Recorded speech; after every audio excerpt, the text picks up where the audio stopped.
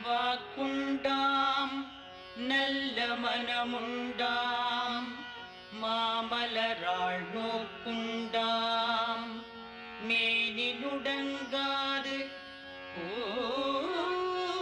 கொண்டு துப்பார் திருமேனி தும்பிக்கையால் பாதம் தப்பாமல் சார்வார் தமக்கு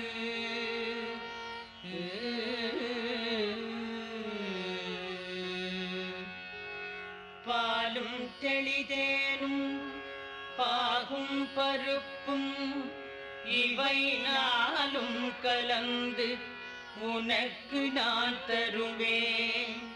கோலம் செய் துங்கக் கரிமுகத்து தூமணியே